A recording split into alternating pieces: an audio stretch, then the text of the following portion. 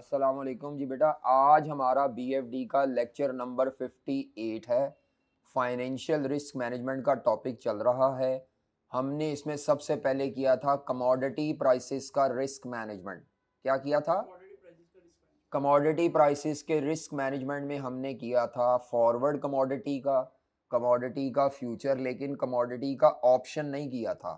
लेकिन उसका एक सवाल ये बच्चे ले आए थे कि हमसे नहीं हो रहा, तो मेरे पास पुराने रिकॉर्ड में वीडियो पड़ी होगी, वो अपलोड हो जाएगी। अगर ना हुई तो फिर डेडिकेटेड रिकॉर्डिंग कर दूंगा बैठ के, ठीक है। अब वैसे वो कमोडिटी ऑप्शन उसकी तरह ही है, लेकिन बेहतर है हम वो सवाल कर लें ताकि ये भी गिला उतर जाए कि सर ने कमोडिटी ऑप्शन से डंडी मार दी। ठीक है, क्या हुआ है? तो वो जो कमोडिटी ऑप्शन का सवाल है विंटर 19 का, ग्रीन इन्वेस्टमेंट लिमिटेड, उसकी रिकॉर्डिंग मेरे पास पड़ी होगी या उसका मेरा सोल्यूशन पड़ा होगा। दोनों में से which ever is earlier possible मैं आपको प्रोवाइड कर दूंगा।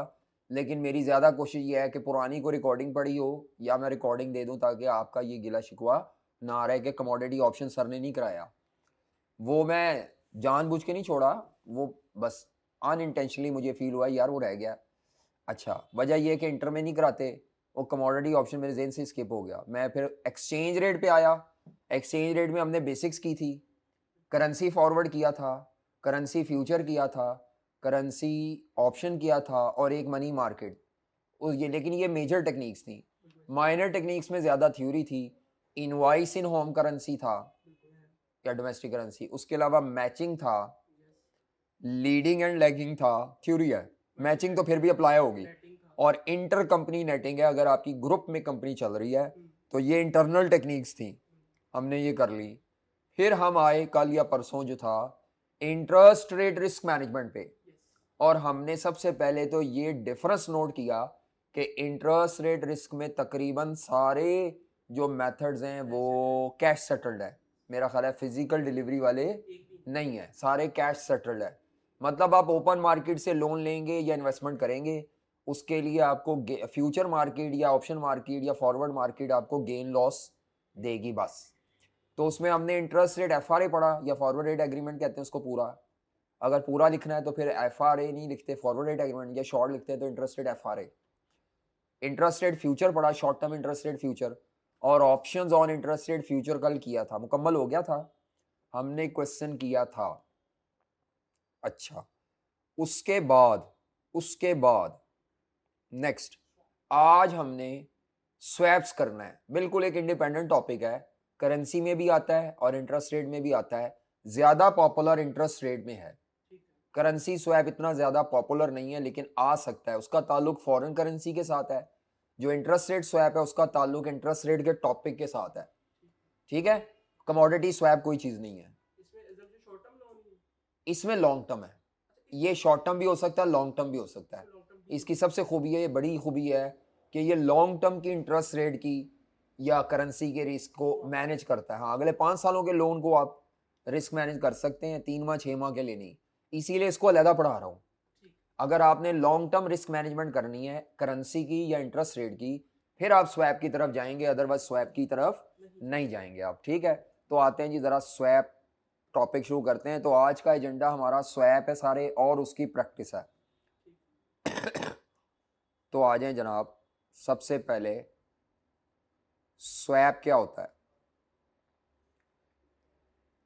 जी। लव स्वैप का मतलब वैसे तो एक्सचेंज होता है, ठीक है। जैसे मैं बताता था कि आपने अपने छोटे भाई को मुक्का मारा, उसने बदले में 2 मुक्के मारे, इसका मतलब है there is an exchange of मुक्कास, तो ये स्वैप हुआ है, ठीक है। लेकिन हमारी फील्ड में, फाइनेंस की फील्ड में, स्वैप से क्या मुराद है?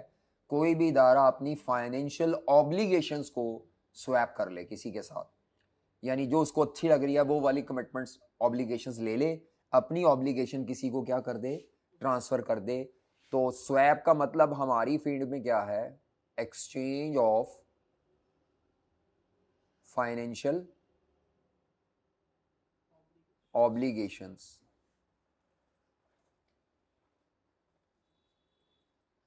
Of long term. ज्यादातर long term financial obligation exchange होती हैं, लेकिन शॉर्ट टर्म भी हो सकती हैं, कोई कैद नहीं है।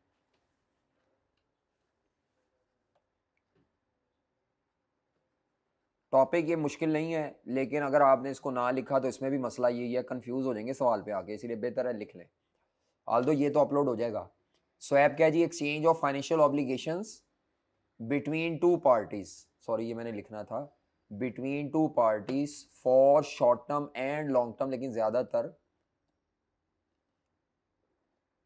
लॉन्ग टर्म होगा।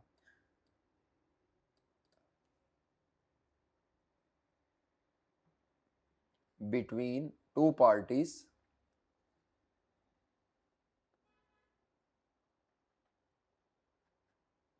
ठीक है, for short term, obligation short term भी हो सकती हैं और तो ज़्यादातर, लेकिन ये ज़्यादातर लॉन्ग टर्म के लिए होता है।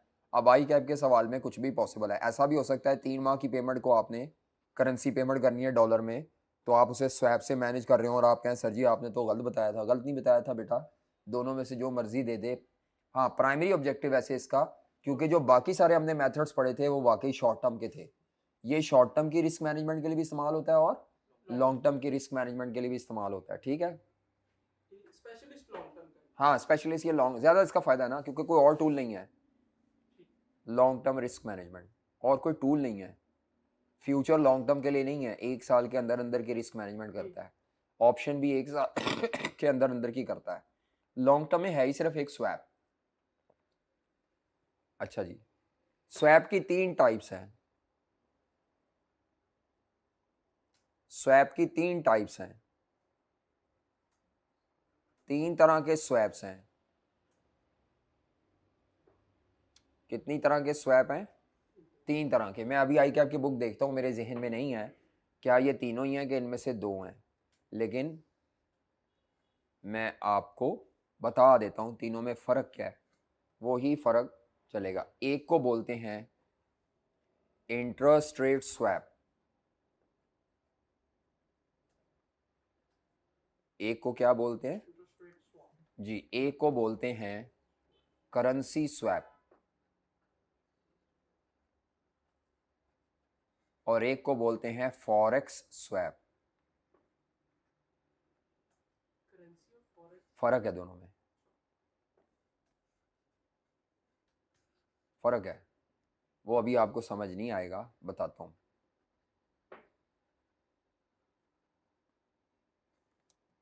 जी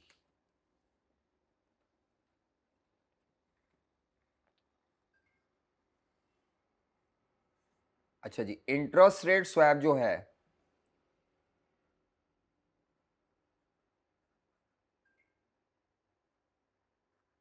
इसमें 2 पार्टीज आपस में प्रिंसिपल अमाउंट एक्सचेंज नहीं करेंगी। इंटरेस्ट रेट स्वैप में अगर किसी लोन की या डिपॉजिट के रिस्क मैनेजमेंट कर रहे हैं तो प्रिंसिपल अमाउंट एक्सचेंज नहीं होगी। स्वैप का मतलब एक्सचेंज होता है ना, तो एक्सचेंज ऑफ प्रिंसिपल अमाउंट नहीं होगी उसमें, समझ आ रही? फिर क्या होगा? इंटरेस्ट पेमेंट्स की जो ऑब्लिगेशन है वो एक दूसरे के साथ, तुम मेरा इंटरेस्ट दे दो मैं तुम्हारा, तुम मेरा इंटरेस्ट दे दो मैं, उसको बोलते हैं एक्सचेंज ऑफ इंटरेस्ट।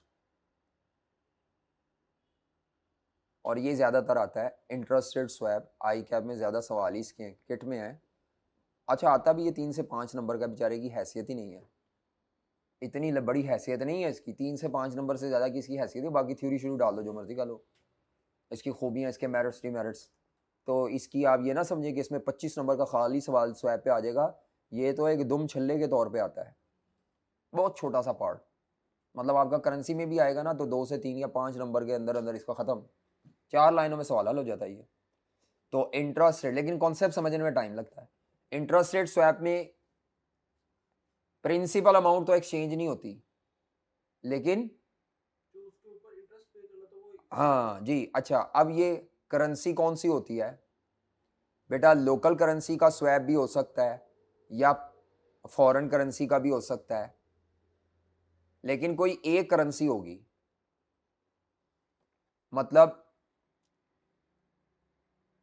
हमारा डॉलर के लोन के इंटरेस्ट पेमेंट है, दूसरी पार्टी की भी डॉलर के लोन के इंटरेस्ट पेमेंट से हम इंटरेस्ट पेमेंट स्वैप करते हैं, दोनों की करेंसी सेम होगी। इंटरेस्ट रेट स्वैप में दोनों की करेंसी सेम होगी, लोकल है या फॉरेन है। मतलब सारा सवाल पीकेआर में है तो दोनों पार्टीज की सेम करेंसी होगी। पार्टीज दो ही होंगी इसमें, दो छोड़ दो, तीन, जितनी भी पार्टी करेंसी क्या होगी सेम, यानी लोन की प्रिंसिपल अमाउंट एक्सचेंज नहीं होनी, लेकिन इंटरेस्ट कैलकुलेट करने के लिए तो यूज होनी है अमाउंट ऑफ इंटरेस्ट, तो वो अमाउंट सेम होगी। इधर क्या है, करेंसी स्वैप में प्रिंसिपल भी एक्सचेंज होता है, इंटरेस्ट ऑब्लिगेशंस भी एक्सचेंज होती हैं, एक्सचेंज ऑफ इंटरेस्ट पेमेंट्स कर लो उसको, रेट की जगह इंटरेस्ट पेमेंट्स, सॉरी अमाउंट यानी। और यहाँ करेंसी भी डिफरेंट होती है मोस्टली, एक लोकल होती है और एक फॉरेन। करेंसी स्वैप में हमारी डॉलर की का लोन है, उनका पाउंड का लोन है, हम उसे कहते हैं भाई तुम हमारे डॉलर वाले लोन की इंटरेस्ट पेमेंट करते जाओ, हम तुम्हारे पीकेआर के लोन की करते जाते हैं, लेकिन कॉमन अमाउंट तय कर लेते हैं कुछ इस तरह का। तो ये डिफरेंट करेंसीज होंगी, एक पार्टी की डॉलर होगी, दूसरी पार्टी की पाउंड होगी, ठीक है।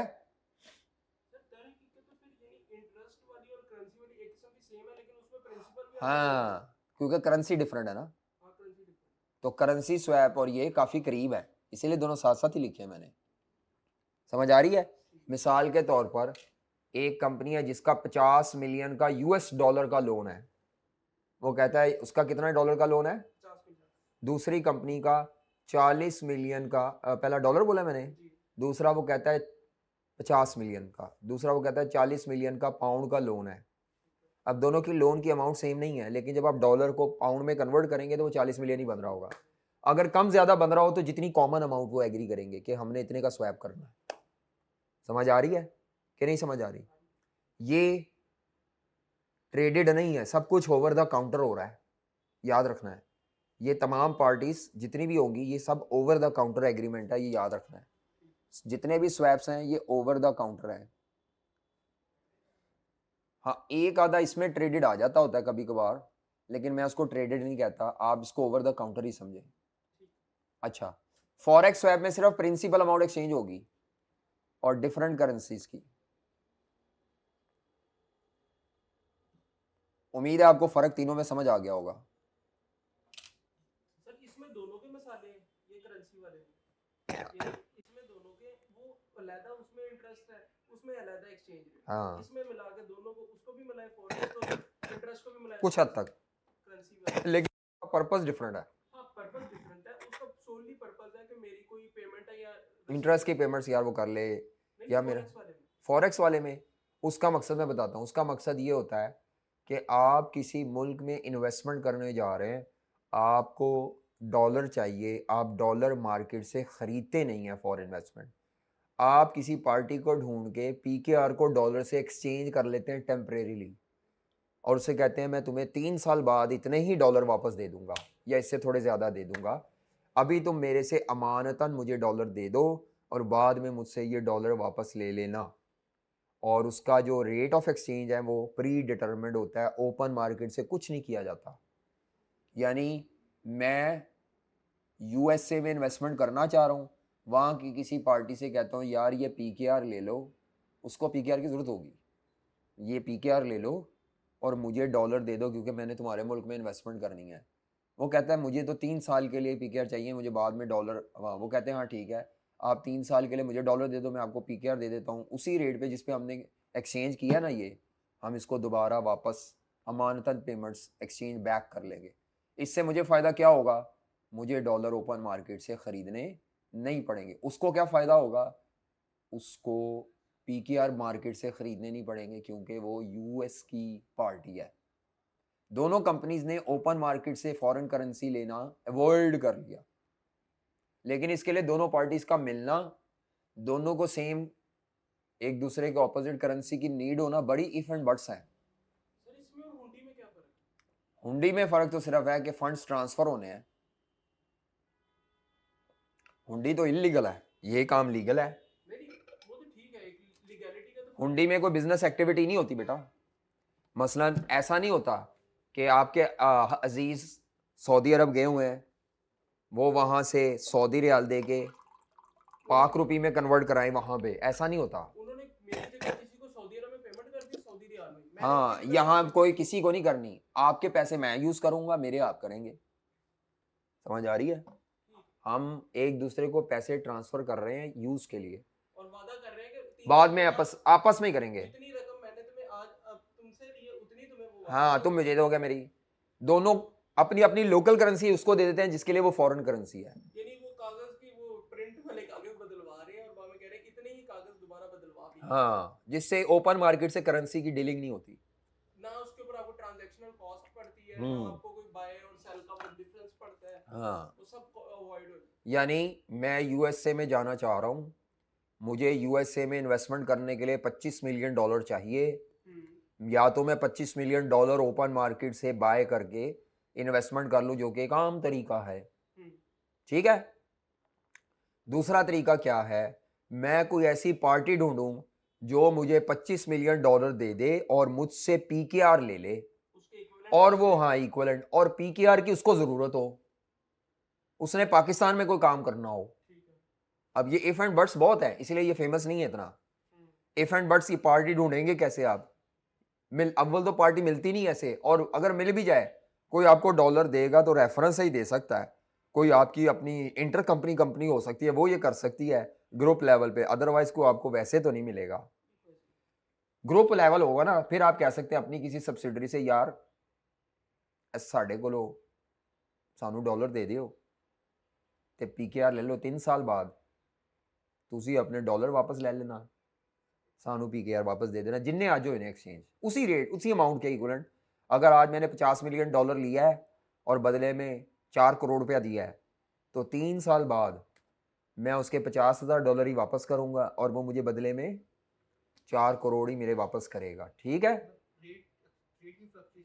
बच रहे हैं जी, तो रिस्क मैनेजमेंट है। सर लेकिन इसके अंदर हमेशा डेवलपिंग कंट्री वाले का ही नुकसान होगा, क्यों? क्योंकि उसके बेचारे की डॉलर के अगेंस्ट करेंसी वीक होती रहे, हो जाए नुकसान, नुकसान करना तो हमारा मकसद ही नहीं है, नुकसान। वैसे कह रहा हूँ कि ये उसके लिए जो ये वो है डेवलपिंग कंट्री का बंदा है उसके लिए तो ये वाला स्वाप फायदेमंद है, फायदेमंद है भाई। आपने 4 करोड़ दे के $50,000 लिए थे, वापसी के वक्त अगर एक्सचेंज रेट ऐसे हो जाए कि आपको 5 करोड़ के डॉलर लेके देने पड़े, हाँ फिर तो फंस जाओगे। जे तानू 3 करोड़ दे लब जान, डेवलपिंग में 3 करोड़ होता ही नहीं देखो ना, अब ये ऐसे ही है।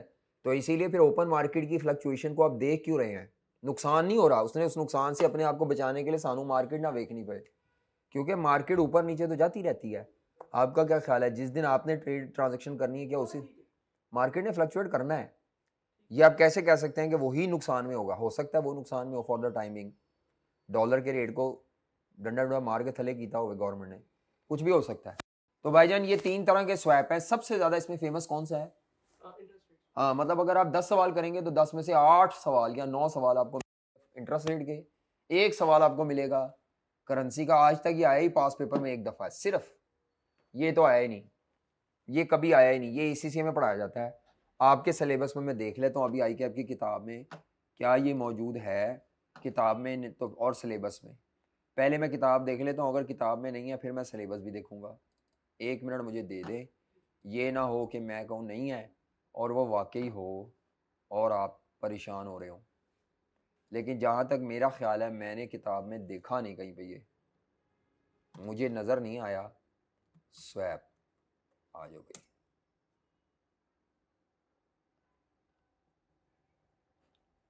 उड़ा तो नहीं दिता आई कैप ने, है ना? साडा अज दा लैक्चर ओए स्वैप, अच्छा जी, करेंसी स्वैप है, करेंसी स्वैप है, करेंसी ये दिया हुआ है ना चैप्टर 17 में फॉरेक्स के टॉपिक में।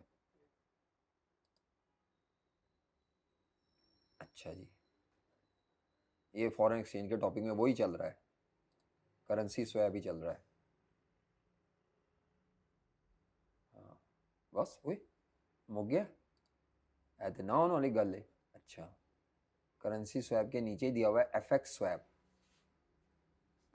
हाँ इंटरेस्ट रेट तो फिर है ही है। बस ठीक है, ये भी दिया हुआ है, फॉरेक्स स्वैप भी है।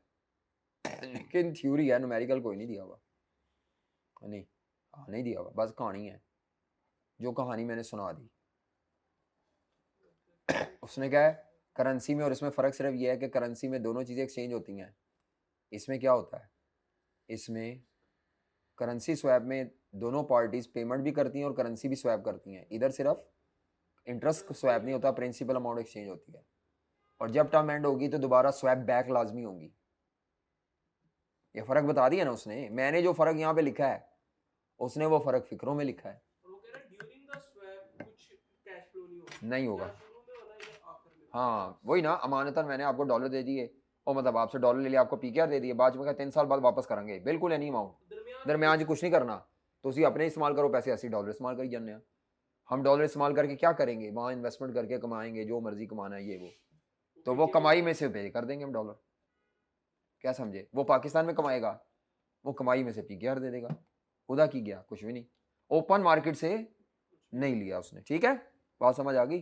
तो फॉरेक्स स्वैप को आई कैप ने क्या बोला है, एफएक्स स्वैप। अच्छा जी, मैं कोशिश करूंगा, अगर मेरे पास डाटा ईसीसीए का पड़ा हुआ है तो मैं इसका न्यूमेरिकल एक करा दूंगा, बुरे वक्त का पता कोई नहीं आई कैप का, लेकिन ये दोनों तो न्यूमेरिकल आपको करना ही करना है, और ज़्यादा फेमस मैं बता दूं है ही एक, उसी पे आप किताब में देखेंगे डाटा ज़्यादा लिखा होगा, आई कैप ने वेल एक्सप्लेन किया है। तो इंटरेस्ट रेट स्वैप पर आ जाएं, जिसमें इंटरेस्ट पेमेंट्स एक्सचेंज होंगी और प्रिंसिपल अमाउंट एक्सचेंज नहीं होगी, प्रिंसिपल अमाउंट दी ज़रूर होगी, लेकिन exchange of principal amount is not the important factor. तो लिखें जी इंटरेस्ट रेट स्वैप। अब आपको सवाल में सारा डाटा या डॉलर में दिया होगा अमाउंट या पीकेआर में दिया है, करेंसी मैटर नहीं कर रही,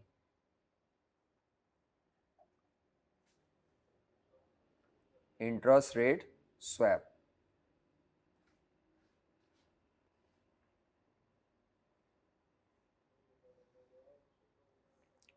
इसके अंदर है दो तरह के, इसके फर्दर दो शक्लें हैं, किसी मिडिल मैन के जरिए आप स्वैप करें, आपको नहीं पता दूसरी साइड पे कौन सी पार्टी है, interest rate swap via bank और इंटरमीडियरी। आपको पता ही नहीं दूसरी साइड पे कौन पार्टी है, काउंटर पार्टी को आप नहीं जानते, इधर आपको बैंक कहता है भाई तुसी आपस में मिल जाओ, मैनू बस इन्नी फीस दे देना, मैं साइड तो लगा, आपस में मिल जाओ जो मर्जी एग्री करी जाओ, तो इसको कहते हैं interest rate swap without intermediary. इसमें बैंक क्या करता है, वो स्वैप को एज अपनी रेगुलर प्रोडक्ट और सर्विस के आपको कहता है भाईजान आपको स्वैप चाहिए, हमारे पास सहूलत है, आप कहते हैं दूसरी पार्टी कौन है, वो कहता है आपकी टेंशन लेते मैं हूं ना, हाँ इसमें इसमें वो आपको दूसरी पार्टी तक पहुंचने की इजाजत नहीं देता, क्योंकि बैंक में बैंक दरमियान में अपना मार्जिन रखता है, इसमें बैंक कहता है भाई मुझे दरमियान में कोई मार्जिन मुर्जन नहीं देना, आपने बस फीस दे के ना मैनू साइड से कर दो, आपस जो मर्जी एग्री करी जाओ टर्म्स एंड कंडीशन, इधर बैंक सारी टर्म्स एंड कंडीशन तमाम काउंटर पार्टीज को स्पेसिफाई करेगा।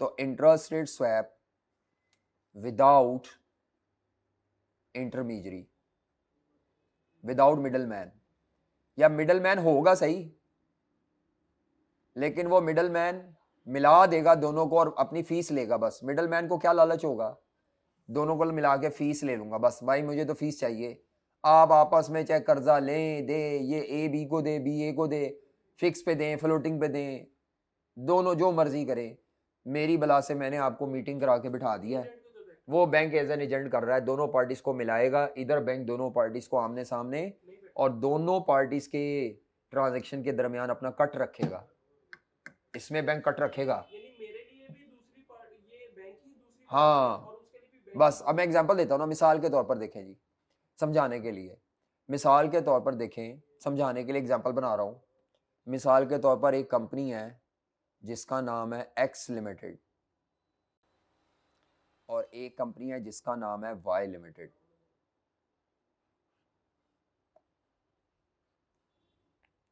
एक्स लिमिटेड और वाई लिमिटेड, और ये है बैंक,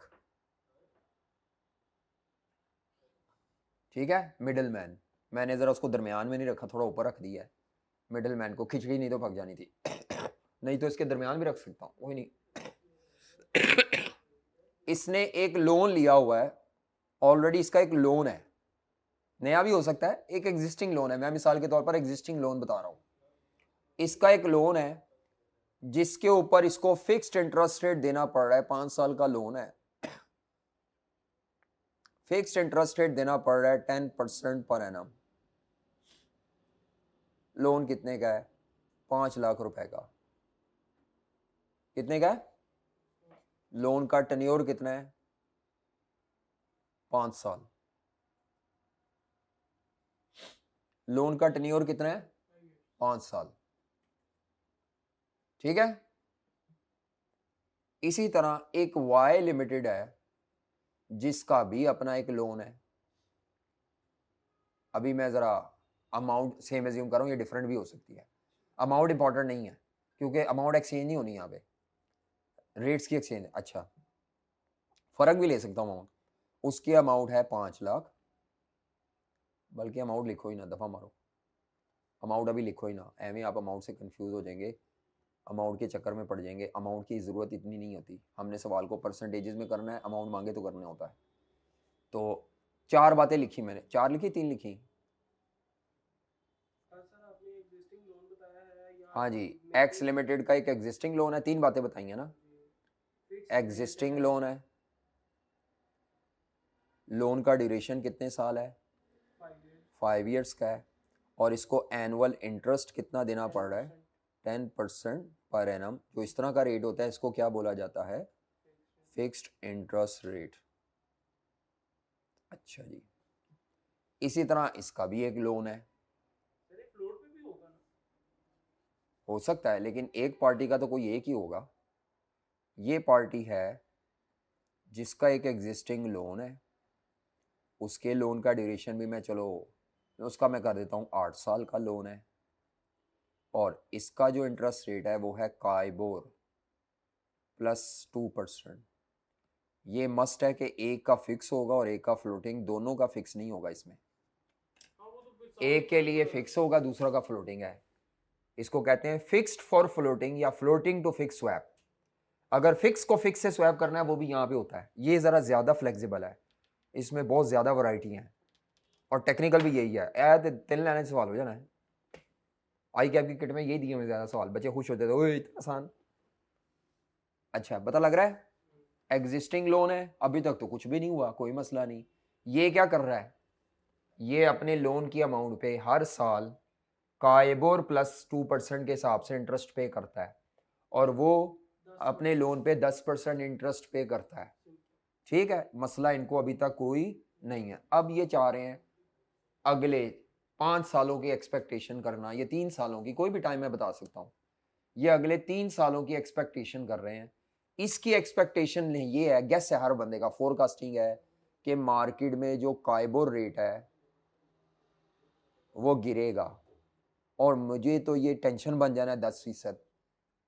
इसको लगता है कि मार्केट में काइबोर गिरेगा फ्यूचर में, माजी में नहीं फ्यूचर में, अगले 3 सालों में ही expects that KIBOR will decrease. Fix वाले को लगता है काइबोर गिरेगा, जब गिरेगा तो वो कहता है यार मेरा तो इंटरेस्ट, मैं तो लॉक हुआ हूँ फिक्स में, मैं तो स्काइबोर के गिरने का एडवांटेज ही नहीं ले पाऊंगा। competitive नहीं है। हाँ, तो वो चाहेगा यार किसी तरह से मेरा ये जो लोन है ना, लोन तो चेंज नहीं हो सकता, लेकिन मैं जो लोन की इंटरेस्ट पेमेंट्स है ना उनको मैं फिक्स से किसी तरह फ्लोट पे ले जाऊं। उसको लालच क्या है? उसकी लालच उस फोरकास्टिंग पे है, और फोरकास्टिंग दोनों की अपनी अपनी होगी, गलत होगी, एक की गलत होगी, एक की क्या होगी, जिसकी सही हो जाएगी वो विन कर जाएगा और फायदा चौक जाएगा। तो इसको लगता है कि फ्यूचर में KIBOR will fall, it means he wants to he wants floating interest rate. तो ये क्या है, बैंक के पास जाएगा, ये कहेगा मेरा ना, ये for example standard chartered bank है, वैसे इसका जो एग्जिस्टिंग लोन है वो नेशनल बैंक वाला है, नेशनल बैंक के पास भी जा सकता है, लेकिन वो किसी बैंक ऑफर कर रहा है, तो ये उसके पास जाता है, उसे कहता है भाई मैं ना 10% का रेट दे रहा हूँ। मैं क्या दे रहा हूँ? मैं चाहता हूँ कि मुझे 10% का इंटरेस्ट रेट जो दे रहा हूँ ना वो ना पड़े कॉस्ट, मुझे काइबोर के हिसाब से कॉस्ट पड़ जाए। तो ये बैंक कहता है ठीक है कोई मसला नहीं, मुझसे आप 10% वसूल कर लें, पे करी जाए नेशनल बैंक को हर साल, पे करने के बाद बिल मुझे दिखा दें और मुझसे आके 10% के बराबर कंपनसेशन क्या कर लें, और मुझे जो मार्केट में काइबोर है वो पे करते जाए। काइबोर बढ़ेगा कम होगा जो भी होएगा, फिर थानू अगले 3 साल हस्ते 3 साल के लिए कर रहा हूँ, वो देना पड़ेगा। और उसके ऊपर प्लस जो भी प्रीमियम जो वो अगर कह देता है मसलन काइबोर प्लस 1% में कह देता हूँ ऐसे ही, या खाली काइबोर, फिलहाल अभी मैं खाली काइबोर ही रखता हूँ, वो प्लस छोड़ दे सादगी के लिए। बात समझ आ रही है? इसकी ख्वाहिश आ गई, पूरी हो गई ख्वाहिश। क्या ख्वाहिश थी? यार फ्यूचर में काइबोर गिर सकता है, मैं क्यों फिक्स पे लॉक रहूं, मैं फिक्स, लोन नहीं खत्म हो सकता नेशनल बैंक वाला, नेशनल बैंक को 10% ही देना है, लेकिन जितना इंटरेस्ट देना है, प्रिंसिपल भी नहीं चेंज हो सकती, लेकिन क्या है जितना इंटरेस्ट देना है वो सारे का सारा आपको स्टैंडर्ड चार्टर्ड से बिल्कुल वो अमाउंट रिकवर हो जाएगी, और आप उनको बदले में क्या दे देंगे, काइबोर रेट जितना चला है 5%, 6%, 8%, 12%, 15%, जितना भी होगा मुझे नहीं पता, इसीलिए काइबोर की जगह काइबोर ही लिखना है आपने सवाल हल करते हुए, क्योंकि जिस दिन आप ये काम कर रहे हैं आपको क्या पता मुस्तकबिल में काइबोर क्या होगा, तो आपने यहाँ काइबोर की जगह काइबोर ही लिखना है कि अगर आप काइबोर नहीं लिखना चाहते फिर रकम अज्यूम करनी पड़ेगी अपनी तरफ से, ठीक है, मैं काइबोर ही लिखूंगा। आगे ये एक पार्टी है, इसके पास भी लोन है, इसने लोन लिया हुआ है HBL से, इसका लोन 8 साल का है, ये भी 3 साल के लिए इंटरेस्टेड है, ये भी 3 साल के लिए इंटरेस्टेड है, दोनों का कॉमन टाइम पीरियड है, इसका काइबोर प्लस 2% का रेट है, इसकी फोरकास्टिंग ये है कि शायद फ्यूचर में काइबोर इंक्रीज कर जाए। क्या है फोरकास्टिंग? दोनों की ऑपोजिट फोरकास्टिंग होगी तो ये गेम स्टार्ट होगी, बैंक को फायदा मिलेगा। अगर दोनों की सेम फोरकास्टिंग है फिर ये स्वैप नहीं हो सकता, दोनों की फोरकास्टिंग में ऑपोजिट फोरकास्टिंग होगी, देन बैंक को मिल जाएंगे 2 कस्टमर्स। समझ आ रही है? बैंक ये भी बैंक के पास जाएगा कि मुझे लगता है ये काइबोर बढ़ जाएगा और मेरा इंटरेस्ट रेट तो होर उत्ते जाई जाना है, तो अगले 3 साल वास्ते मैं चाहना कि मैनू फिक्स देना पवे, कितना देना पड़े, और मुझे काइबोर रिकवर हो जाए। मुझे क्या रिकवर हो जाए? बैंक इसे कहता है ठीक है कोई मसला नहीं,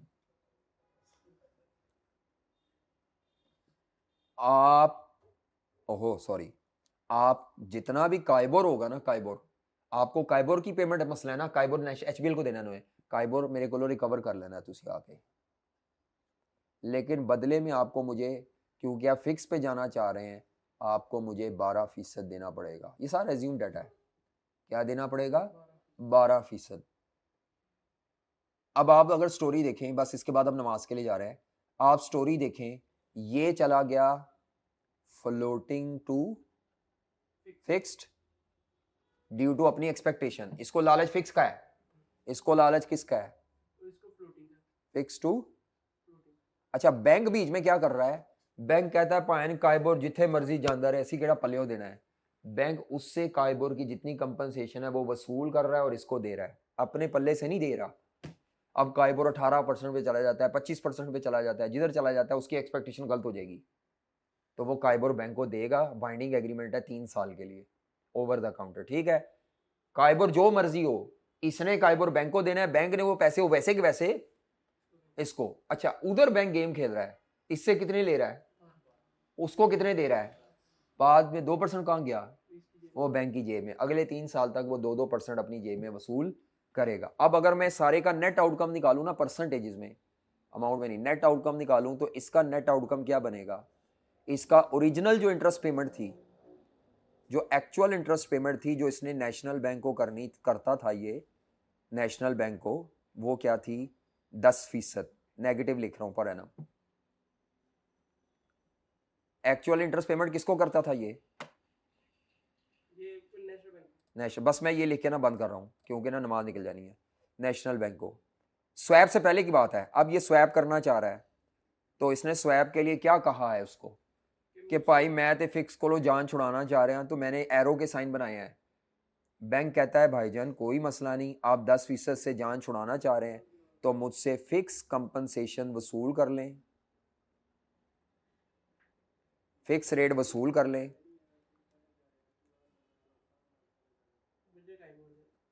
रिसीव फिक्स्ड रेट। ये परसेंटेज जरूरी नहीं 10 हो, कुछ भी हो सकती है, वो बैंक बताएगा, और मुझे पे क्या कर दें आप, जो भी काइबोर होगा के।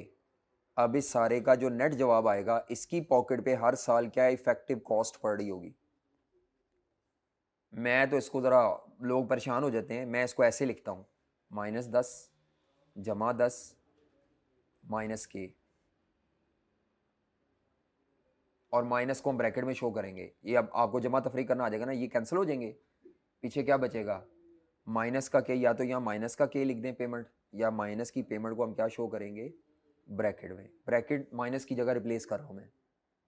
इसकी कॉस्ट क्या बन गई काइबोर। उन काइबोर पावे 25% ते जा रहा है, 28 ते जा रहा है, उसकी उसने अपनी फोरकास्टिंग गलत किया, हमें क्या लगे।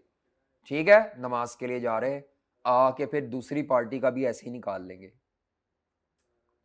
ठीक है, क्या ये डायग्राम जिसको समझ आ गई है ना। अच्छा, आपको इनमें से किसी एक पार्टी का सवाल आना है 3 नंबर का, या वो इस पार्टी का दे देगा सवाल। अगर अच्छा सवाल देना होगा तो शायद दोनों का दे दे, लेकिन दोनों को मिलाएगा नहीं बैंक आपस में। अगर दोनों को मिला देगा तो उनको पता चल जाएगा कि मेरे को 12% ले रहा है, तो 10% दे रहे हैं, ए विचों अपना कट रख रहे हैं। पता उनको होता है, लेकिन उनको ये नहीं पता होता कौन सी पार्टी है। ठीक है, चलो बस नमाज पढ़ने जाएं, आके बात करते हैं, नमाज के लिए जा रहे हैं। आज मैं फुल मूड में हूँ कि जल्दी जाऊं। अच्छा, दूसरी साइड वाला कैसे सॉल्व करेंगे, जो फ्लोटिंग से फिक्स पे जाना चाह रहा है, यानी वाई लिमिटेड किससे जाना चाह रही है, फ्लोटिंग से फिक्स की तरफ।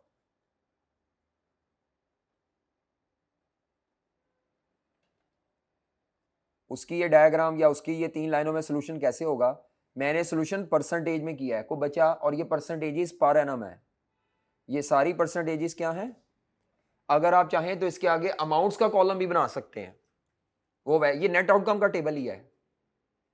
कौन सा टेबल है ये, नेट आउटकम का। तो इसमें अमाउंट का कॉलम भी बना सकते हो, और वो वैसे ही निकलेगी जैसे कल तक निकलती रही है, amount of loan into this rate into 2/12 3/12 जो।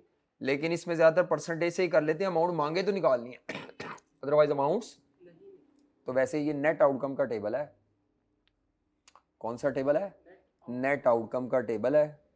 किस कंपनी के लिए बनाया है हमने, एक हमने एक्स लिमिटेड के लिए बनाया है, और एक वाई लिमिटेड के लिए बनाया है। ये फिक्स टू फ्लोटिंग स्वैप करना चाह रहे हैं, और ये जो करना चाह रहे हैं फ्लोटिंग से फिक्स। तो इसका मतलब है ये HBL को प्रेजेंटली एक्चुअली क्या पे कर रहे हैं, इनकी जो एक्चुअल इंटरेस्ट पेमेंट है टू HBL वो है, ओह सॉरी HR लिख दिया, HBL को जो कर रहे हैं ये काइबोर के +2%।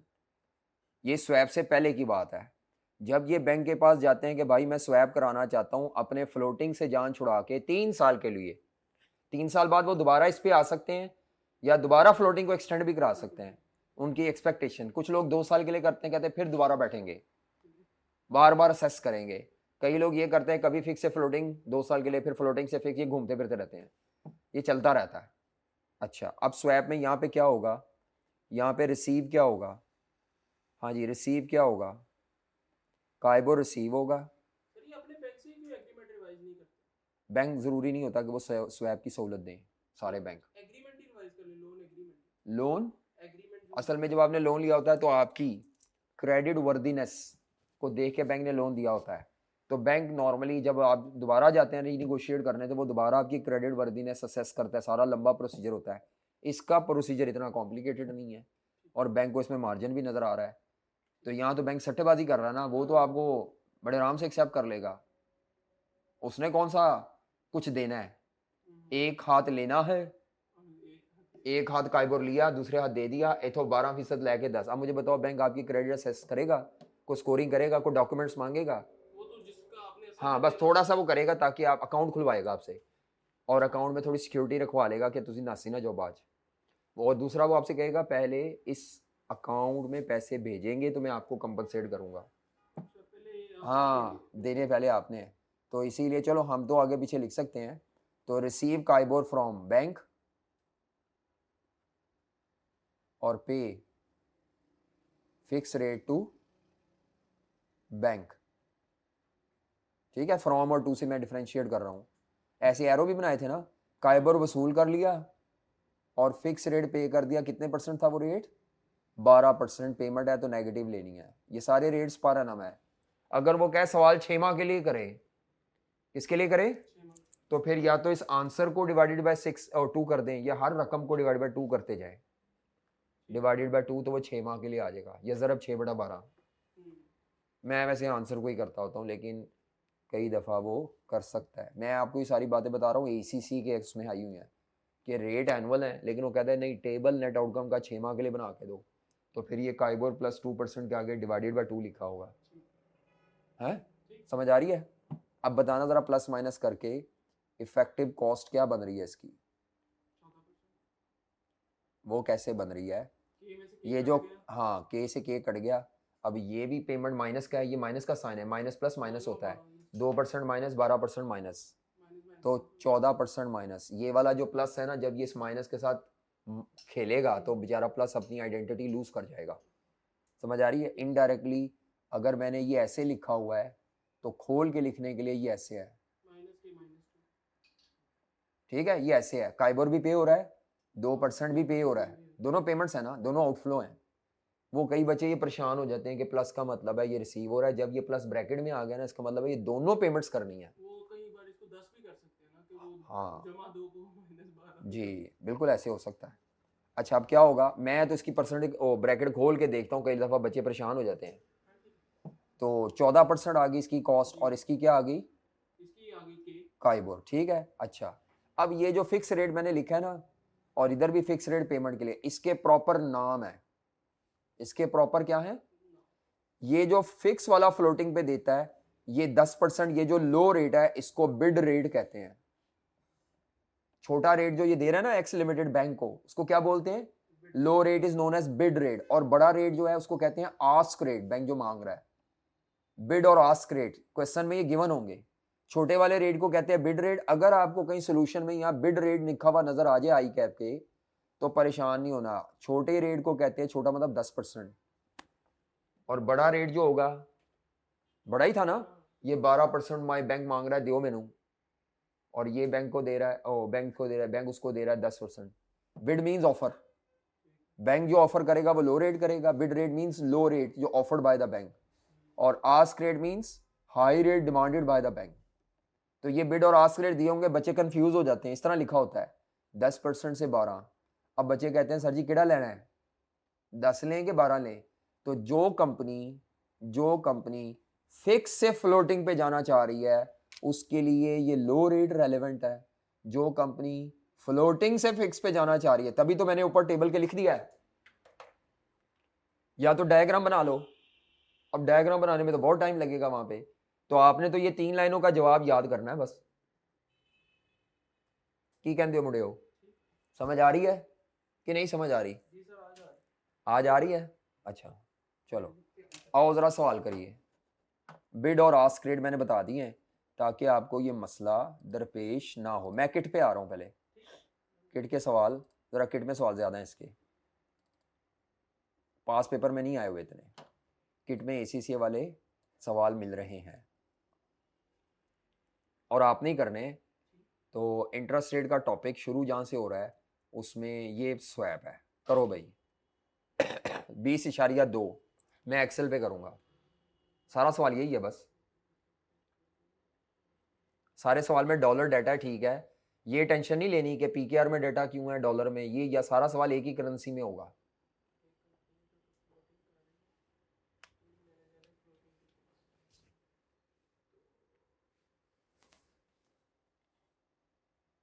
फ्लोटिंग से फिक्स पे जाना चाह रहे हैं। फ्लोटिंग से फिक्स का मतलब है ये जो मैंने वाई बनाया था उसके, ये सोल्यूशन छापना है। फ्लोटिंग से फिक्स पे जाना चाह रहे हैं।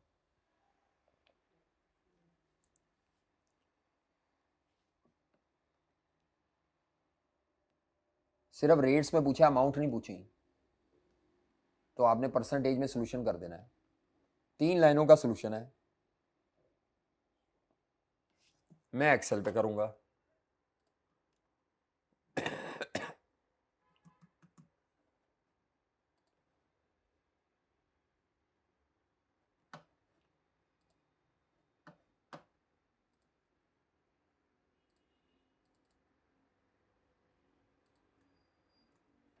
सर हो गया हो गया है? 7.25 चलो देखते हैं। मेरा क्या जवाब आया? कंपनी का नाम बताया हुआ है? नहीं, नहीं बताया हुआ। चलो BFD किट, BFD किट का क्वेश्चन नंबर कौन सा है? 20.2। अच्छा जी, स्वैप के नाम से। तो कंपनी का नाम शाम तो कोई नहीं दिया हुआ, चलो कोई मसला नहीं। इधर मैंने लिखनी है, अंडरलाइन करता हूँ, और इधर मैंने ऊपर हेडिंग दे देनी है इन टर्म्स ऑफ परसेंटेजेस मांगा है क्योंकि रेट्स। ओहो,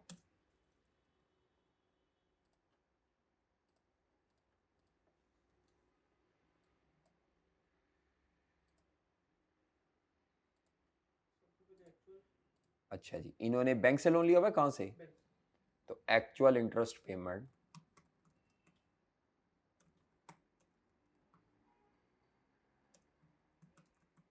to bank, actual interest payment to bank, LIBOR plus, मैं लिखूँ लाइबोर प्लस 1.25%, ऐसे ही है, LIBOR plus 1.25%, LIBOR plus 1.25%, LIBOR plus 1.25%, LIBOR plus 1.25%। अब लिखेंगे स्वैप हेडिंग के तौर पे, स्वैप।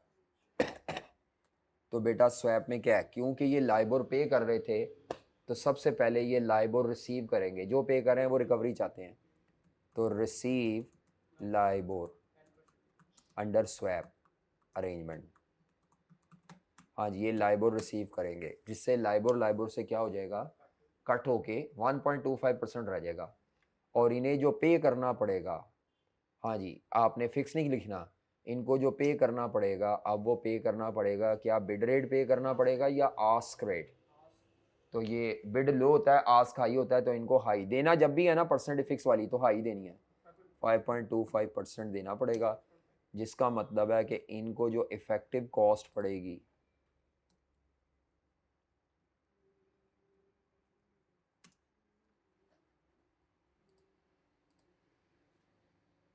अच्छा चलो ठीक है, माइनस में ऐसे ही लिख देते हैं, मजबूरी है।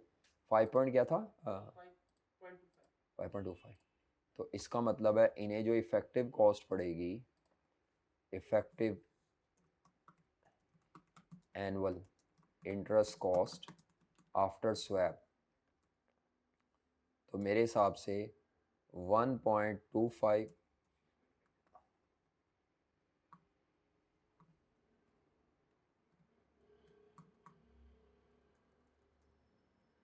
5.25%, तो 6 पॉइंट समथिंग आ जाएगा, ब्रैकेट लगानी थी नहीं लग रही, चलो ऐसे ही लगा लेते हैं, मजबूरी है, ऊपर शायद टेक्स्ट की वजह से आ गया, चले ठीक है, आंसर समझ आ गया।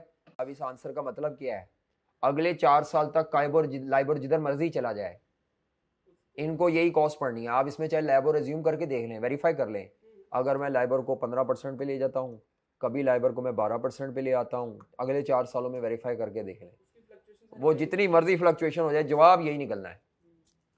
इनको लाइबोर की फ्लक्चुएशन की टेंशन क्यों नहीं रही भाई, जितना लाइबोर है वो रिकवर हो रहा है।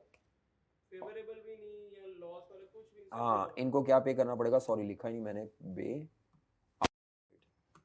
बिड की जगह आस्क रेट लिखना है, वो जो फिक्स रेट था ना, जो परसेंटेज दी हुई थी, आस्क रेट पे करते हैं ये, बस खत्म हो गया ये जवाब।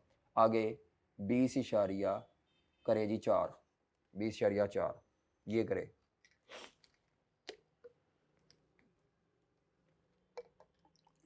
20.4,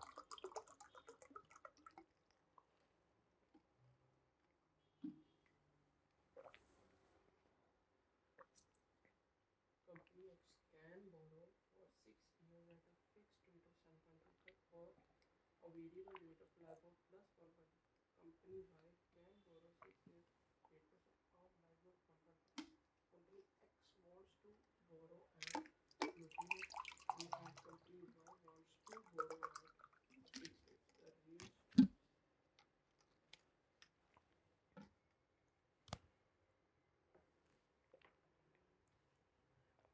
ये सवाल ज़रा ध्यान से पढ़ना है।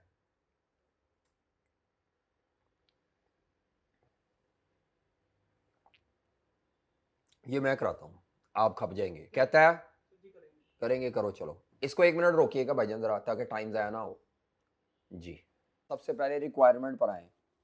कहता है show how interest rate swap can be used by both companies to reduce their borrowing cost. To reduce their swap की वजह से दोनों कंपनीज अपनी इंटरेस्ट कॉस्ट सेव करेंगी, ये उसका एडवांटेज है। ये आइंदा याद रखना है, अगर कभी उसने स्वैप के बेनिफिट्स पूछ लिए तो स्वैप के 2-3 मोटे मोटे बेनिफिट्स लिख लें। एक तो ये अगर 3 साल के लिए किया है तो पहले भी ख़त्म किया जा सकता है, फ्लेक्सिबल होता है। क्या होता है? फ्लेक्सिबल होता है। सबसे बड़ा बेनिफिट क्या है? फ्लेक्सिबल होता है। दूसरा बेनिफिट क्या है? All parties can reduce there cost of boring. अब ये कॉस्ट ऑफ बोरिंग क्यों सेव होती है? क्योंकि दोनों पार्टीज की क्रेडिट रेटिंग सेम नहीं होती।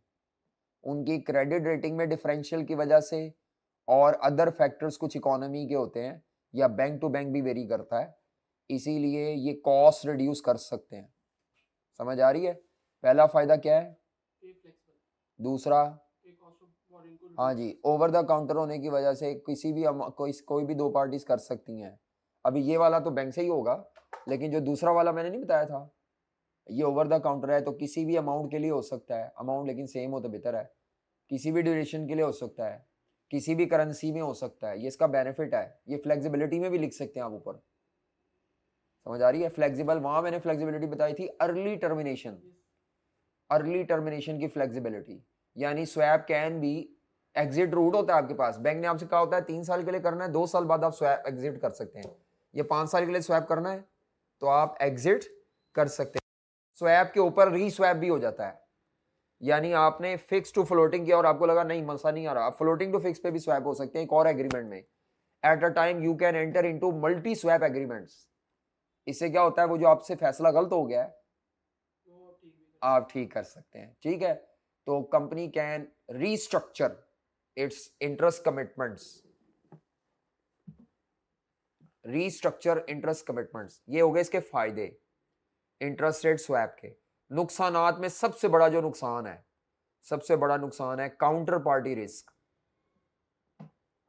जो दूसरी पार्टी साइड पे है जिसके साथ आपको बैंक पकड़ेगा, खासतौर पर इसमें तो नहीं है, ये वाला नहीं है जिसमें बैंक इंटरमीडियरी है, लेकिन जो दूसरा हम ये वाला नहीं पढ़ेंगे, ये वाला, इसमें तो बहुत ज्यादा होता है। बैंक मिडल मैन कहता है मैं फीस लैके अलहदा हो रहे हैं, आपस तुसी एग्रीमेंट करो, जो कोई डिफॉल्ट होएगा तो ਤੁਹਾਡਾ अपना मसला है।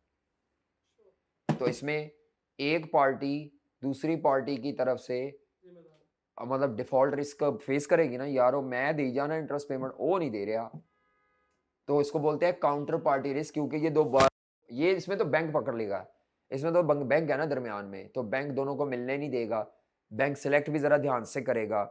इसमें काउंटर पार्टी रिस्क मौजूद है लेकिन कम। ये काइबोर दे ही ना तो बैंक आगे से कहां से अपने पल्ले से थोड़ी देगा काइबोर, इसीलिए यहाँ लिमिटेड काउंटर पार्टी रिस्क है। एक्स और वाई अपनी कमिटमेंट को ऑनर कर रहा है कि वो 12% दे रहा है, लेकिन उसको काइबोर लेने जाता है तो वो दूसरी पार्टी काइबोर दे ही नहीं रही। इसको बोलते हैं काउंटर पार्टी रिस्क। एक्स को वाई की वजह से है, वाई को ये इसमें बहुत ज्यादा है, इसीलिए आपको काउंटर पार्टी रिस्क असेस करने के बाद इस अरेंजमेंट में एंटर होना है। तो बड़ी छानबीन सोच विचार करके ये अरेंजमेंट किया जाता है। सबसे बड़ा इसका डिसएडवांटेज है काउंटर पार्टी रिस्क, बस ये मेन है। अच्छा आ जाओ, अब ये सवाल क्या था, कहता है कंपनी एक्स कैन बोरो, अभी बोरो नहीं किया हुआ, इसका मतलब है they are planning to borrow. पिछला सवाल बोरो किया हुआ था, एग्जिस्टिंग लोन के लिए था, ये एक अपकमिंग लोन के लिए है, फर्क आ गया थोड़ा सा। Company can borrow for 6 years at a fix rate, company X can borrow at a fix rate of 7.25% और a variable rate of LIBOR plus 1.25। मैं जरा यहाँ आसानी के लिए लिख लूं जरा, यानी क्वेश्चन कौन सा है बीएफडी किट का, क्वेश्चन 20.4। अच्छा जी, दो कंपनीज हैं, या एक तरफ लिख लो फिक्स रेट, एक तरफ लिख लेता हूं फ्लोटिंग रेट, जरा मैं चेक भी कर लूं, फिक्स रेट और फ्लोटिंग रेट जो डाटा उसने दिया है। ये लिखना जरूरी नहीं है, ये तो मैं अपने समझने के लिए लिख रहा हूं, मिक्स कंफ्यूज ना हो जाए। तो कंपनी एक्स जो है अगर वो फिक्स पे बोरो करती है, फिक्स पे बोरो करती है तो क्या बोरो कर सकती है, 7.25% रेट पे, अभी माइनस मोनस नहीं लगा रहा, और लाइबोर 1.25%। ठीक है, उसके मुकाबले में कंपनी वाई अगर बोरो करने जाती है, कंपनी वाई कैन बोरो, क्या कहता है, company Y can borrow fix rate पे करे तो कितना कर सकती है, 8%। अब देखे ना, किसी का रेट कम है किसी का ज्यादा है, उसकी वजह दोनों की क्रेडिट रेटिंग सेम नहीं है। अच्छा, फ्लोटिंग इसका क्या है, लाइबोर प्लस 1.50%। आपको साफ नजर आ रहा है कि इसकी क्रेडिट रेटिंग कमजोर है, वाई की क्रेडिट यहां से नजर आ रहा है, ये जो 1.50 है ना, ये क्रेडिट रेटिंग जिसकी कम होगी बैंक उससे ज्यादा लेगा, तब ये फिक्स में भी नजर आ रहा है, ये असल में वो उसका डिफरेंशियल भी आ रहा है नजर, थोड़ा बहुत। जरूरी नहीं है कि यहाँ जितना डिफरेंशियल है शायद उतना ही डिफरेंशियल वहां पे ऐड हुआ, मुझे नहीं पता, लेकिन फर्क तो है। अच्छा, एक पार्टी जरा स्ट्रांग है, कंपनी एक्स स्ट्रांग है और कंपनी वाई वीक है, ये स्वैप की कंडीशन है। Without this condition swap possible नहीं है कि दो पार्टीज की डिफरेंट क्रेडिट रेटिंग हो। सेम क्रेडिट रेटिंग वाली पार्टी स्वैप में एंटर होना चाहेंगी तो शायद एडवांटेज ना हो। अच्छा, अभी तो मैंने डेटा लिखा है, आगे क्या कहता है, एक्स है wants to borrow, उसकी क्या ख्वाहिश है, मैं किस रेट पे बोरो करूं, ख्वाहिश वाला मैं येलो कर देना, इसकी ख्वाहिश है ये बोरो करूं, और उसकी क्या ख्वाहिश है, दोनों की अपनी अपनी ये ख्वाहिश है, दोनों की ये ख्वाहिश है। अगर ये स्वैप अरेंजमेंट ना करें, ऑप्शन 1 नो स्वैप अरेंजमेंट, अपनी ख्वाहिश पे चले, नो स्वैप अरेंजमेंट, तो दोनों को एनुअल बोरिंग कॉस्ट क्या पड़ेगी, एनुअल इंटरेस्ट कॉस्ट क्या पड़ेगी, जिस जिसकी जो ख्वाहिश है वो अपनी ख्वाहिश के मुताबिक ले ले। हाँ जी दोस्तों जी, ये ऑप्शन 1 आएगी इस तरह, नो स्वैप अरेंजमेंट, अगर दोनों पार्टीज अपनी ख्वाहिश का पालन करते हुए अपनी मर्जी का रेट पे जाती हैं, इसको 8% कॉस्ट पड़ेगी और इसको क्या पड़ेगी, LIBOR plus 0.25%। Is it clear? अच्छा, अगर इनके पास ऑप्शन नंबर 2 ये है कि अपनी एक्सपेक्टेशन या अपनी डिजायर से उल्ट करके स्वैप कर ले, यानी स्वैप अरेंजमेंट के जरिए पहुंचे फिक्स तक, यानी अगर ये स्वैप के जरिए आना चाह रहे हैं ना, फिर ये फिक्स से शुरू नहीं करेंगे, ये ऑपोजिट लोन लेंगे और स्वैप अप्लाई कर देंगे। तो यानी जिसको फिक्स पे जाना है ना, वो फिक्स वाला लोन नहीं लेगा। हाँ, तो ये क्या करेंगे, कंपनी एक्स, अच्छा ये 8% कौन सी कंपनी का था, ओहो मैंने उल्टा लिख दिया, चलो मैं इधर लिख लेता हूँ, कंपनी एक्स और कंपनी वाई, ये डिज़ायर क्या थी इसकी, दोनों की ख्वाहिशात अपनी अपनी थी, हम उनकी ख्वाहिशात का पालन करते हुए हम उनको वही रेट ऑफर करते हैं जो वो, या वो रेट ले लेते हैं, इसको कंपनी एक्स लाइबोर प्लस 1.25% और कंपनी वाई किस पे चली जाए, 8% पे। अब आ जाते हैं सवाल में, वही कंपनी एक्स नीचे चल रही है, अगर ये स्वैप अरेंजमेंट से जाएं तो ये फिक्स पे लैंड कर, फ्लोटिंग पे लैंड कर सकते हैं। कंपनी एक्स फ्लोटिंग करना चाह रही थी, क्या करना चाह रही थी, तो हम उसको फ्लोटिंग कहेंगे, पायन तुसी फ्लोटिंग डायरेक्ट ना करो, आप फिक्स लें और स्वैप में एंटर हो जाएं, पहुंच आप फ्लोटिंग पे ही जाएंगे, शायद आपकी कॉस्ट कम हो जाए। तो अब ये क्या क्या इंटरेस्ट पेमेंट करेंगे, actual interest payment against their Dzire, wish, अपनी विश के अगेंस्ट बोरिंग करेंगे, कंपनी एक्स फिक्स पे बोरो कर लेगी और इंटरेस्ट पे कर देगी, माइनस लिख रहा हूं, और वो क्या पे करेंगे, लाइबोर प्लस, बात समझ आई कि नहीं समझ आई, मैंने वैसे किया यही था, बस एमी घबरा गया कि वो बैंक छोटी पैसे क्यों अच्छा, अब स्वैप अरेंजमेंट है, ऊपर कुछ नहीं करना था, वो तो वैसे ही लेफ्ट में, हाँ ये करना था ना, उसने बोरिंग कॉस्ट में पूछा है सेविंग कितनी, जब तक आप विदाउट स्वैप पेयर नहीं ना करेंगे सेविंग नहीं बता सकते, खाली स्वैप का सोल्यूशन कर लोगे आधे नंबर है, या आधे नहीं तो पौने नंबर। तो स्वैप अरेंजमेंट, अब एक पार्टी किस पे जाना चाह रही है, ये वाली पार्टी फिक्स टू फ्लोटिंग पे जाना चाह रही है, ए वाली पार्टी फ्लोटिंग टू फिक्स ते जाना चाह रही है। तो मैं स्वैप अरेंजमेंट ते जिन्हों लाइबर चाहिए सी, ये लाइबर वसूल कर लेगा और ये लाइबर पे कर देगा। ठीक है, एक्सचेंज ऑफ लाइबर हो गया। ये डायरेक्ट खुद नहीं करेंगे, बैंक के जरिए करेंगे। Exchange of Liber via bank, intermediary bank.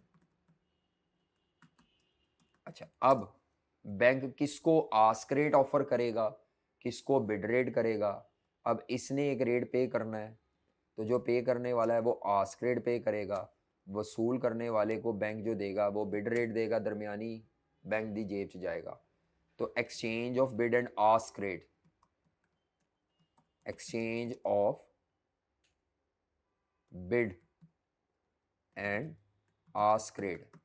Bid कहते हैं लो रेट को और आस्क रेट किसको कहते हैं, हाई रेट को। वो आपको रट्टा लगाना पड़ना है, रट्टा ना लगाएं, कॉन्सेप्ट समझ लें। कौन बिड दे रहा होता है, ओ नहीं, ये बिड वसूल कर रहा है, जो फिक्स टू फ्लोटिंग जा रहा है। जब सिंपल जो बड़ा है वो देने वाले ने पे करना है। अब मुझे कैसे पता चलेगा, मैंने तो ये साइन देख लिया ना कि इन्हें लाइबर वसूल कर लिया, इन्होंने देना पड़ना है कुछ ना कुछ। इसका प्लस लिखा हुआ है ना लाइबर, तो इसका मतलब है इसको देना पड़ेगा, ये ज्यादा देगा, वो वसूल क्या करेगा, कम, दरमियान का डिफरेंशियल कौन रख रहा है, बैंक। तो इसका मतलब है क्या रेट थे 6.27 6.30, तो मेरा ख्याल देगा 6.30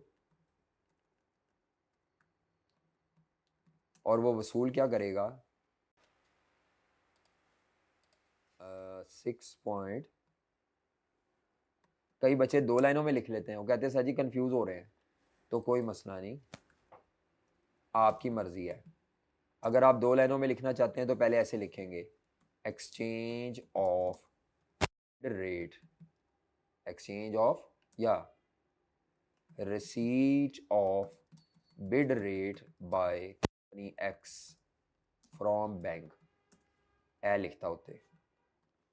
और ये क्या लिखेगा जिसने देना है, payment of ask rate by company Y to bank, intermediary bank. ऐसे भी लिख सकते हैं ताकि डाउट ही कुछ ना हो। अब आपका जो जवाब आएगा वो इफेक्टिव इंटरेस्ट कॉस्ट होगी आफ्टर स्वैप, उसकी n plus 0.98 है, इसकी 7 effective interest cost after swap. वैसे तो एक्सेल पे होना चाहिए, अब ये मसला, ये माइनस, वो मेरे ब्रैकेट नहीं लग रही, चलो माइनस लिख दो। तो ये ए पहले देखिए, ए कितना आता है, वो भी पेमेंट है, 1.50 भी पेमेंट है, ये भी पेमेंट है। तो मेरे हिसाब से ये प्लस 1.50% दो बार ला लू के परसेंटेज में आ जाती है, की कहते हो, नहीं मैं गलत करता, सॉरी, मैंने जमा लेना था, माइनस कर दिया, ये आ गया 7.80 की पेमेंट कीजिएगा। माइनस माइनस जमा नहीं होने, अच्छा वो पहले ही माइनस चाहिए जी, 7.80। और इसकी क्या कॉस्ट बन रही है, इसको लाइबोर देना पड़ेगा, माइनस है प्लस ਇਹਦਾ माइनस 7.25 ये बन रहा है, माइनस लाइबोर बनता पे पेमेंट, और वसूली क्या करना है 6.27। इनको नेट करना ज़रा, तो ये पेमेंट बनेगी 0.98%। लाइबोर भी पे करना है, तो दोनों क्योंकि माई पेमेंट्स हैं तो कोई मसला नहीं, हम ब्रैकेट में लिख सकते हैं लाइबोर प्लस, ज़रा चेक कर लेना, मैंने तो आप फाइंड आउट होता सी बचपन च, तो मैं इस तरह लिख लेता था कि भाई खोल के लिख लो ब्रैकेट उड़ा के, गलती कभी नहीं होगी। जो ब्रैकेट प्रेजेंटेशन के लिए दी जाती है ना, दो प्लस माइनस का साइन ही रखो। ये जो मैं लाइबोर प्लस लिख रहा हूँ इसको माइनस लाइबोर -0.98 भी लिख सकते हैं, लेकिन वो प्रेजेंटेशन अच्छी नहीं लगती, ये प्रेजेंटेशन अच्छी लगती है पेमेंट। अब आप देखें आपकी कॉस्ट क्या पड़ रही है, इसका मतलब है जिस कंपनी को पहले 8% कॉस्ट देनी पड़ रही थी उस कंपनी को 7.8% देनी पड़ रही है, तो उसको कितनी कॉस्ट सेव हो गई, हाँ जी हो ही सेव,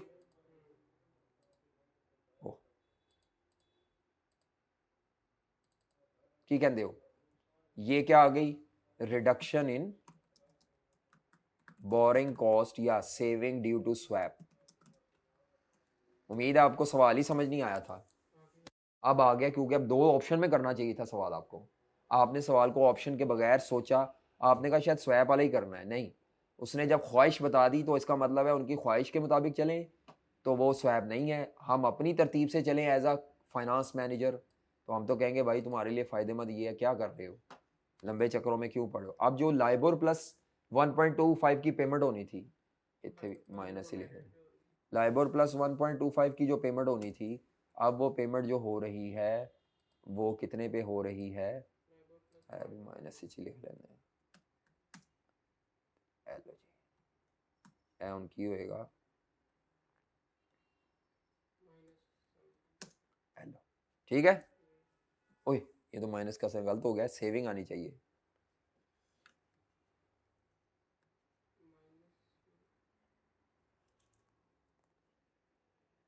और प्लस फिर वो 7 ठीक है, क्या कहते हो, जो भी है वो आप ना भी वैसे करो, डायरेक्ट कैलकुलेटर पे करके लिख दो यार। ए कितना आंदा पॉइंट, लाइबोर था वो तो गया, वो तो पे होना ही होना है, पहले 1.25 देना था, अब 0.98 देना पड़ा है, तो मेरा ख्याल है 1.25% में से 0.98% माइनस करें, माइनस 1.25% की पेमेंट थी, अब 0.98% की देनी पड़ी, लेबो तो वैसे रहेगा, तो ये 0.0 समथिंग % की सेविंग है, उन्हें भी जमा करना है।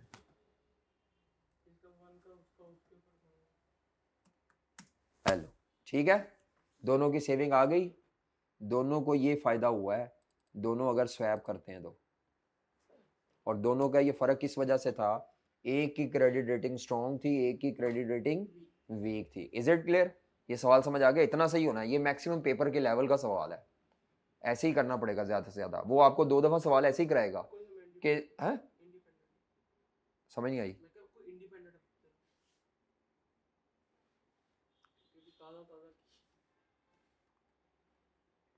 हेलो पॉइंट ए करो, ए और बी पार्ट, ये मेरा ख्याल है पास पेपर का सवाल है, पुराना है लेकिन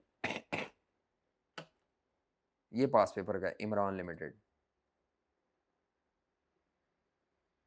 बस इसके बाद मैं आ जाऊंगा वो वाले स्वैप पे, केड़ा, विदाउट बैंक इंटरमीजरी।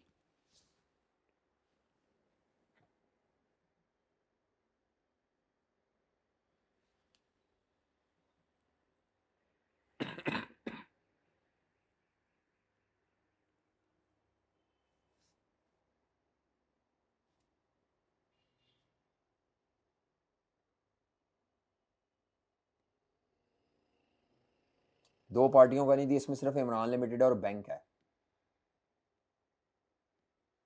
इमरान लिमिटेड है एक पार्टी, दूसरी पार्टी बैंक है, काउंटर पार्टी वो नहीं बताई जैसे वहाँ XY दी हुई थी। ये एक साइड का सवाल करना है, छोटा सवाल है हाँ, और उसमें रेट भी एक दे दिया है, बिड आस्क 2 नहीं दिए, खुद बता दिए कौन कितने % लेगा, क्या पे होगा, सिंपल छापना है। ऊपर वाला पार्ट परसेंटेजेस में करना है, नहीं अमाउंट करनी, ये नहीं मुझे पता, नीचे नेट आउटकम निकालना है, ऊपर सिर्फ ये बताना है कितना एक्सचेंज होगा इंटरेस्ट। करें जी करें, शाबाश, इसको वो कर दें साइलेंट। उसने कहा है, ये दिया था इनको, इमरान लिमिटेड 2 साल के लिए लोन लेना चाह रहा है, हर 6 माह बाद वो इंटरेस्ट पे करेगा, उसको लगता है अगले 2 सालों में इंटरेस्ट रेट बढ़ जाएगा, वो एक लोकल बैंक से पूछता है, बैंक कहता है काइबोर प्लस 2% पे लोन ले लो, लेकिन उसको तो काइबोर के बढ़ने का रिस्क नजर आ रहा है, तो वो एक और एन अदर बैंक के पास जाता है, वो उसे कहता है कोई टेंशन ना ले, ठीक है आप ले लें काइबोर प्लस 2% पर, मैं आपको स्वैप की सहूलत देता हूँ, आप मुझसे काइबोर वसूल कर लीजिएगा, मैं मुझे ये दे दीजिएगा। ये फिक्रा बैंक के एंगल से लिखा हुआ है, receive fix rate of 11%, bank वो वसूल करेगा और आपको ये दे देगा। आपसे कहता है 6 मंथली इंटरेस्ट पेमेंट्स निकालें, साल की नहीं 6 मंथली, अगर स्वैप अरेंजमेंट हो, और उसके बाद नेट अमाउंट रिसीवेबल निकालें हर पार्टी की, हर पार्टी की, तो कोई मसला नहीं। अगर काइबोर कितने % हो, 13.5%, लेकिन ये रेट पर एनम होते हैं, तो मैं इसको सोल्यूशन को ऐसे प्रेजेंट करूंगा, हमारी कंपनी फिर फ्लोटिंग ले तो लेगी लेकिन फिर फिक्स पे चली जाएगी, उसको डर ये है। तो क्वेश्चन कौन सा है? 20.10। 13.5 वाले पे तो उसको बचत हो रही है कि असल में 5.4 दिनों से अच्छा जी, जुगाड़ है। बस अब आ जाए। हाँ जी, अब इसमें हमने क्या करना है, परसेंटेज में सवाल हल करना है। कंपनी का नेट आउटकम है और कंपनी क्या करेगी, फ्लोटिंग ले लेगी लेकिन फ्लोटिंग को स्वैप कर लेगी। जी, डर की वजह से। तो क्या है जी, सिचुएशन कुछ इस तरह से है कि एक्चुअल इंटरेस्ट पेमेंट, अस्सलाम वालेकुम, actual interest payment to original bank loan bank, ठीक है। अच्छा, एक्चुअल इंटरेस्ट पेमेंट क्या पे करनी है, काइबोर प्लस 2%, लेकिन ये साल के रेट्स हैं तो इसको डिवाइडेड बाय 2 करें ताकि 6 माह की नींद प्रेजेंट कर सकें आप, ठीक है। इसको डिवाइडेड बाय 2 शो करना है। उसके बाद आपने स्वैप अरेंजमेंट में एंटर हो जाना है। हाँ जी, स्वैप अरेंजमेंट। स्वैप अरेंजमेंट में क्या है, जो इन्होंने पे किया हुआ था, receive KIBOR from swap bank, जिस एन अदर बैंक,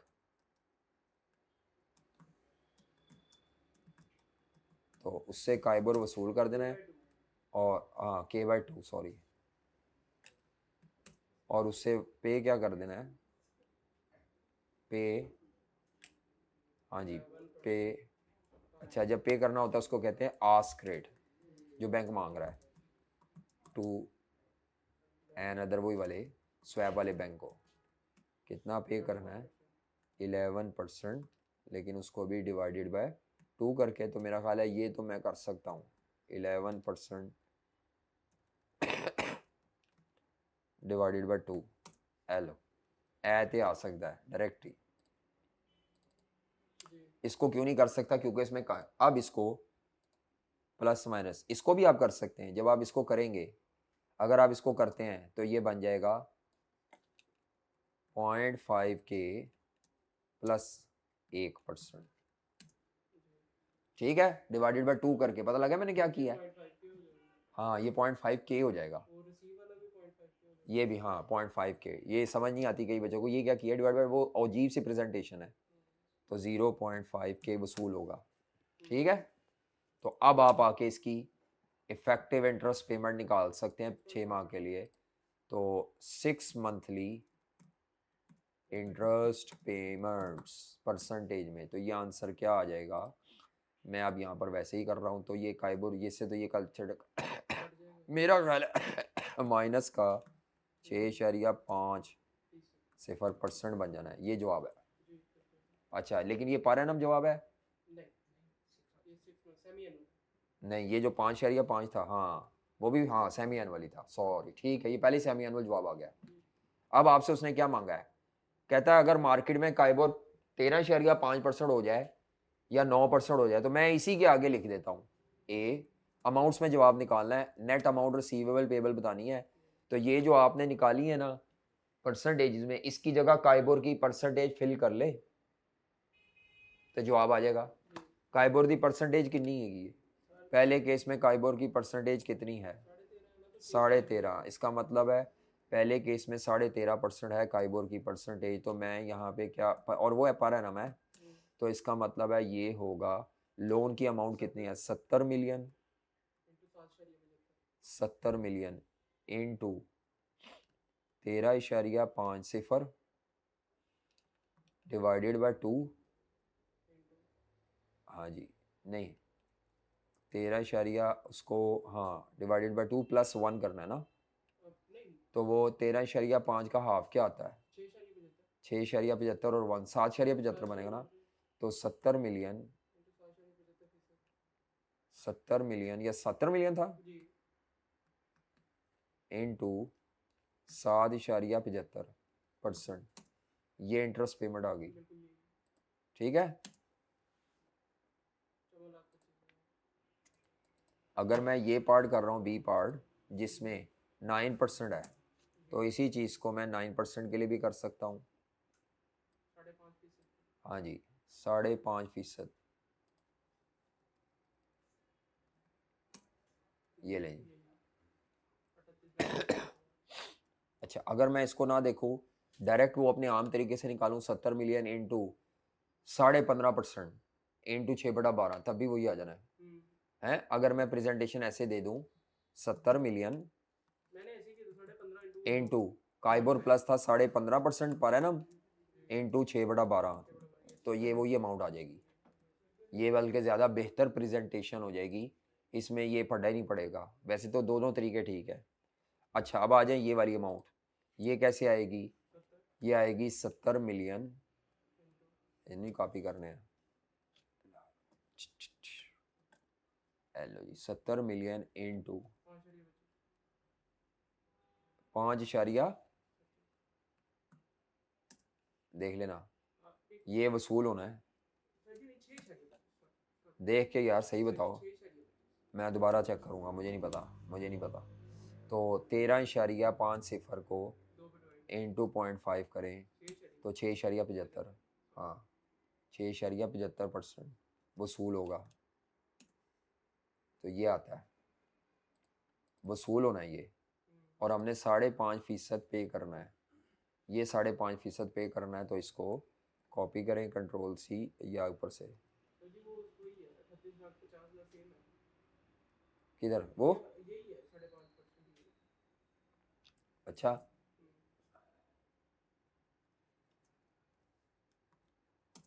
हेलो ये हमारा 6 माह का वो निकल आया। अब मेरा ख्याल है मैं जमा तफरीक करूँ तो शायद जवाब सही आ जाए। अमाउंट रुपीज़ में 45,50,000। अब इधर 3850 था, हमें 0.5 मिलना था, तो 0.5 आप निकाल लें, 9% का हाफ कर लें 4.5%, 4.5%। हेलो, तो तुसी पे कितना करना है? 9% और 5.5% पे करना है, वो तो यही आ जाएगा हैं। ऊपर वाला भी वही है, ये भी वही है। हाँ अच्छा 38 पे किया 31, लेकिन यहाँ इस केस में तो हमारा बेड़ा गर्क नहीं हो गया। चलो हेलो 38 देना सी, मेरा ख्याल है उनसे बहुत ही कॉस्ट बन जानी है। ये जवाब है जी। अच्छा, सेम जवाब आ रहा है। हेलो जी, यानी बताना भी चाह रहा है मार्केट जिधर मर्जी जाए, ये सारा कुछ रुपीज़ में है, अब परसेंटेज में नहीं है। अगर आप हेज ना करते तो आपको मार्केट वाला 38 50 देना पड़ेगा, लेकिन हाँ हेज किया तो 45 देना पड़ेगा जी लेकिन उधर 54 भी तो देना पड़ना था, लेकिन फिर भी आपको वही 45 54 देना, और अनसर्टेनिटी भी थी। इधर अनसर्टेनिटी खत्म हो गई, आपको पता लग गया मार्केट जिधर मर्जी जाएगी मैं यशी थे होऊंगा, 45 मैंने यही देना। आप अपने कैश फ्लोस को बेहतर प्लान कर सकते हैं, ये भी एडवांटेज है स्वैप का। ये तो किसी भी टेक्निक का एडवांटेज है कि company can plan it's cash flows in a better way. Sir ये स्वैप सिर्फ फ्लोटिंग टू फिक्स का ये है, काइबोर वाले में तो आपको फिर भी अनसर्टेनिटी का सामना क्या करना है। चीज़? अगर आप फिक्स टू फ्लोटिंग पे जा रहे हैं, फिक्स टू, फ्लोटिंग वो आप खुद लेना चाह रहे हैं ना। हाँ, तो उसमें तो अनसर्टेनिटी पे आप फिर को हाँ, वो आप खुद जाना चाह रहे हैं, वो अनसर्टेनिटी आपकी अपनी गले डाली हुई है। ये लीजिए, ये इसका ए पार्ट था और ये इसका B1 और B2 था, ठीक है। अब आते हैं दूसरे स्वैप की तरफ। वो दूसरा स्वैप कौन सा है जिसमें मिडल मैन नहीं होता? भाईजान इधर आ जाएं, अभी हुआ नहीं आपका सोल्यूशन, ठीक है। अब हो सकता है कि पेपर में सवाल आए तो वो 5 साल के ये रेट्स दे दे काइबोर 5 साल का, तो आप इसके आगे 5 सालों के कॉलम बना लें, ये परसेंटेज एक ही दफ़ा आएगी, बस उसकी जगह के रिप्लेस करी जाए ठीक है। आया हुआ है पास पेपर में, विंटर 22 में या विंटर 20 में या विंटर 18 में या विंटर कहीं आया हुआ है, 5 साल के लिए मांगा हुआ है। एक दफ़ा परसेंटेज में करे, बाकी सारी क्या निकाल लो अमाउंट्स, और उसमें मेरा ख्याल है उसमें भी ऐसे ही सेम ही आ रहा है। तो मैं बता देता हूँ वैसे कब आया हुआ है, ताकि नहीं वहाँ थोड़े ज़्यादा नंबर है, शायद 5 नहीं है, ये तो ज़्यादा है ना, 5 साल के लिए अगर दे दे और 5 नंबर, नहीं ऐसा नहीं है, इतना जालिम नहीं है आई कैप, जालिम ज़रूर है लेकिन थोड़ा सा कभी कभार कम जालिम हो जाता है।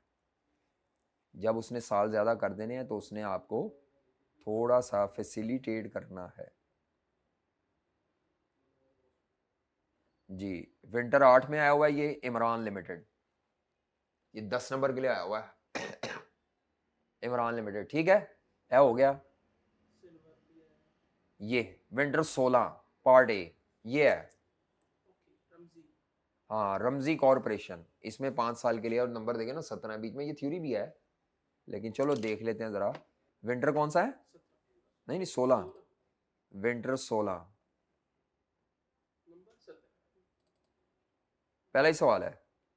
हाँ, ये रिमजी कॉरपोरेशन 7 नंबर के लिए है और डेटा कितने साल का है?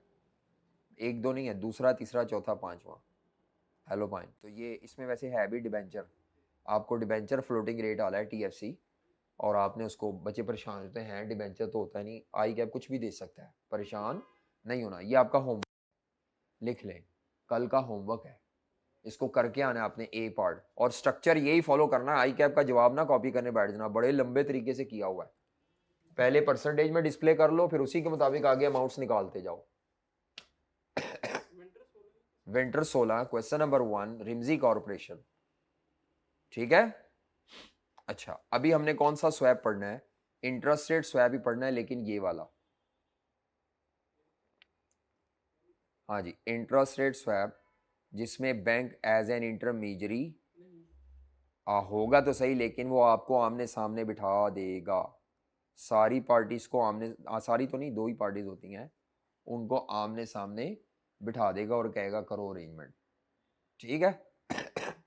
तो अब इसमें आपका ढांचा क्या होगा? इसमें सवाल का ढांचा क्या होगा? इसमें दो पार्टीज हैं, तो इसको ज़रा देख लें, इसका ढांचा क्या होगा। Interest rate swap,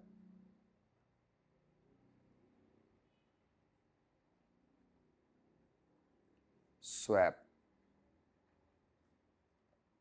interest rate swap without या डायरेक्टली विद काउंटर पार्टी।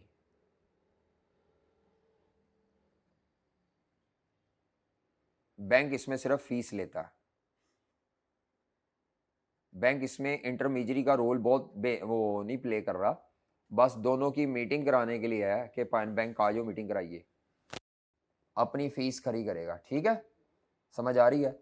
इसमें आपने सबसे पहला स्टेप क्या होता है, आपने ये वेरीफाई करना है वेदर स्वैप इज बेनिफिशियल और नॉट, क्या स्वैप बेनिफिशियल है कि नहीं।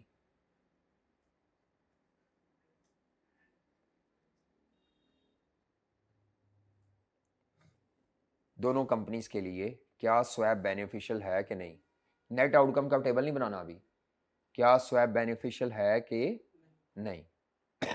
अच्छा, अब ये कैसे पता चलता है, वो मैं ये इधर से ना सवाल को डाटा ही लेके आपको साथ साथ लेके चलता हूँ, क्योंकि अदरवाइज आपने गुम हो जाना है। कोई एक सवाल मैं पकड़ लेता हूँ, यहाँ पे एक ही सवाल आया हुआ है, ये मेरा ख्याल है यही वाला, नहीं ये वाला है, हाँ ये सवाल 20.3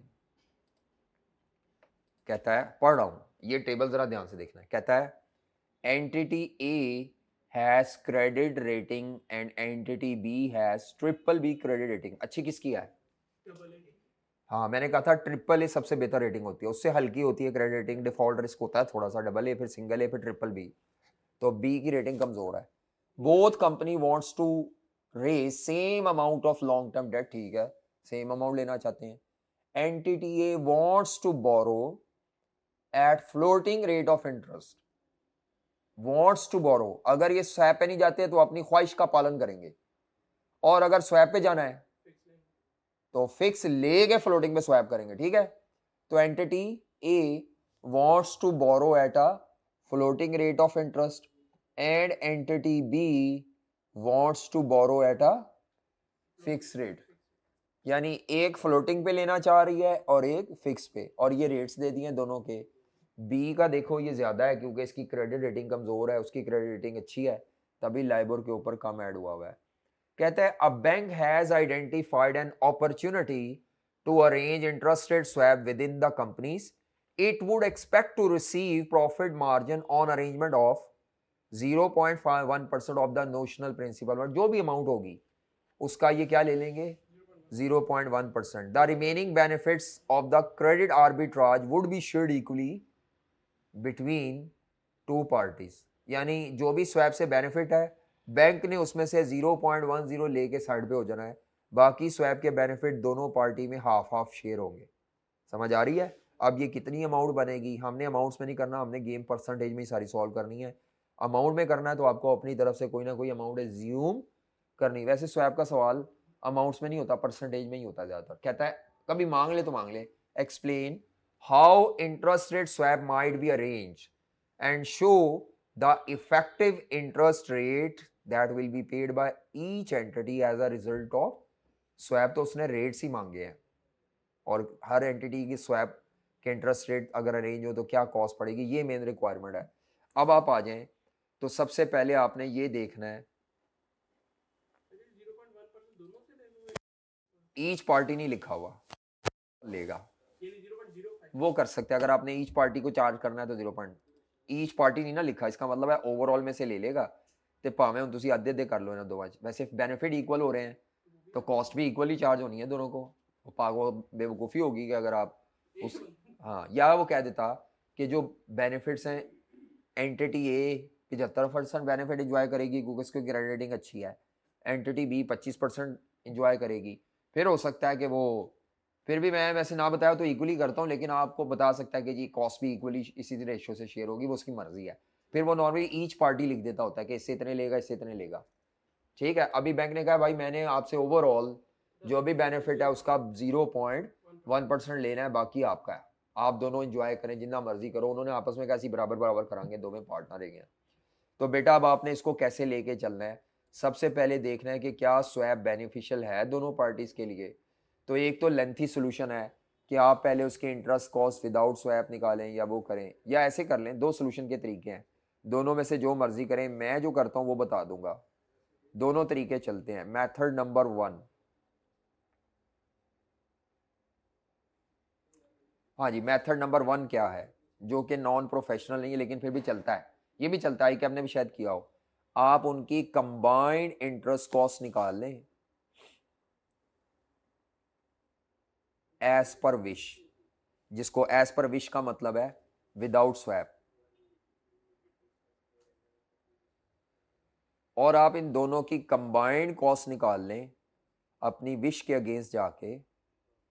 विद स्वैप का मतलब होगा अपनी विश वाला नहीं लेंगे.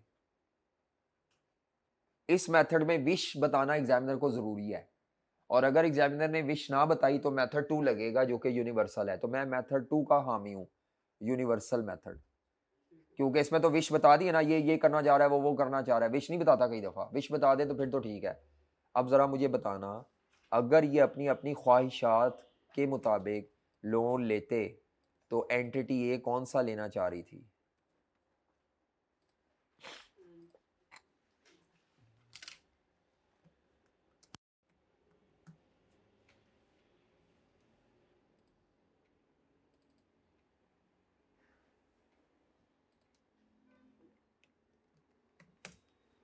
अच्छा जी, एंटिटी ए कौन सा लेना चाह रही थी? क्या लिखा हुआ था? Entity a wants to borrow at floating rate. अगर ये फ्लोटिंग रेट पे बोरो करे तो कॉस्ट बनेगी लाइबोर प्लस 0.75% पे करना है इन्होंने. और दूसरा किस पे बोरो करना चाह रहा है? फिक्स पे करना चाह रहा है. तो एंटिटी 7 दोनों की कंबाइंड कॉस्ट निकाल लें 7.25%. ज़रा बताना, ये दोनों लाइबोर में तो नहीं जमा हो सकता, लाइबोर तो वैसे ही आ जाएगा, प्लस ये दोनों जमा करना 7.25 और 0.75 क्या आता है? 8% आता है. हाँ ठीक है.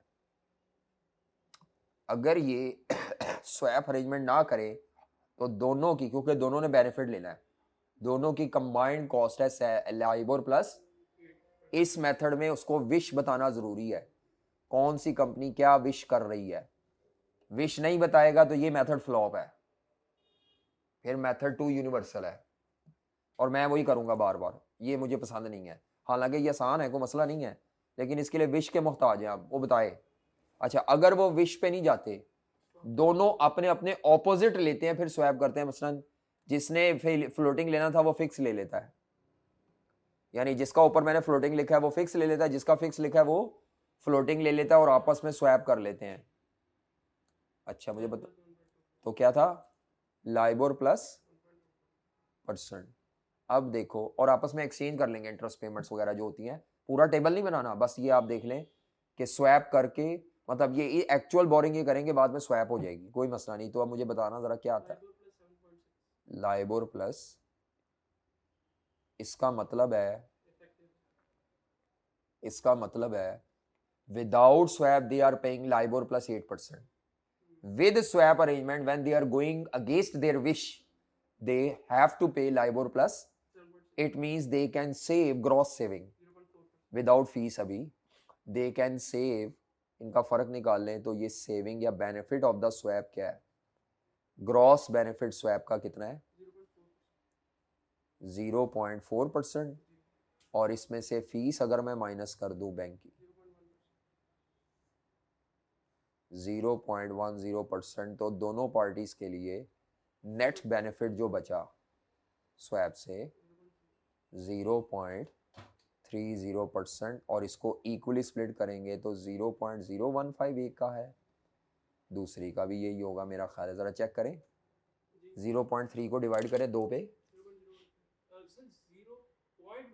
अच्छा मैं गलत लिख रहा हूँ, 0.15 होगा, ठीक है। हाँ मैं गलत लिख रहा हूँ, दोनों ने इक्वली शेयर करना है ना नेट बेनिफिट। और पता लग गया क्या किया है? किया कुछ भी नहीं, वही बस ये देखा है बगैर स्वैप के क्या कॉस्ट है, विद स्वैप क्या कॉस्ट है, फीस माइनस करके, या सर्विस चार्जेस बैंक के, या कमीशन भी कहते हैं, 3 नाम है, bank fees, bank service charges, या बैंक की कमीशन, जो मर्जी नाम दे दें।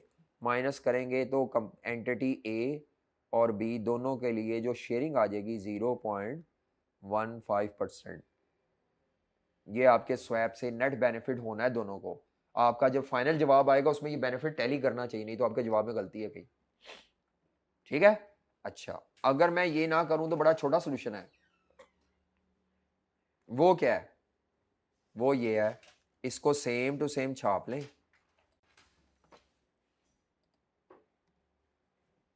छोटा सोल्यूशन है, बड़ा शॉर्ट है। सेम छाप लें टेबल को जैसे दिया हुआ है, फिक्स रेट का डिफरेंशियल निकाल लें और फ्लोटिंग का डिफरेंशियल निकाल लें। फिक्स में से फिक्स माइनस करें, वेरिएबल में से वेरिएबल माइनस करें, जरा क्या आता है? और जो आंसर आएंगे उनका भी आपस में फिर डिफरेंशियल निकाल लेना। डिफरेंशियल्स का डिफरेंशियल जी, इसमें विश की जरूरत नहीं होती, डिफरेंस निकालना है 0. बस प्लस माइनस वो नहीं, जो वो आपने माइनस माइनस नहीं लिखना, 0, बस डिफरेंशियल का मतलब है प्लस माइनस नहीं लिखना। और इधर कितना है?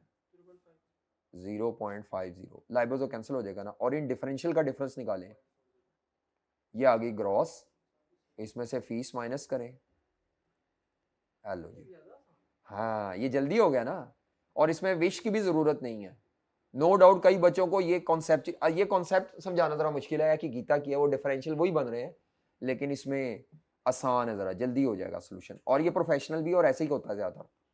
ये ग्रॉस बेनिफिट था, ये अगर ये डिफरेंशियल ना आता, ये डिफरेंशियल आता 0, मिसाल दे रहा हूं, अगर ये डिफरेंशियल 0 आता ना नेट, तो फिर मैंने कहना था there is no benefit of swap arrangement, चलो निकलो फायदा। ये ग्रॉस बेनिफिट कुछ ना कुछ होना चाहिए, डिफरेंशियल होना चाहिए।